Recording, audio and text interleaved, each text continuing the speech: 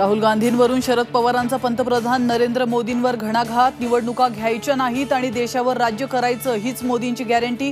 पवारांची मोदींवर सडकून टीका। नाशिकमध्ये लोकसभा निवडणुकीच्या पार्श्वभूमीवर रंगला मराठा विरुद्ध ओबीसी वाद। पंचवटीमध्ये ओबीसी जागा होतसे लागले बॅनर्स।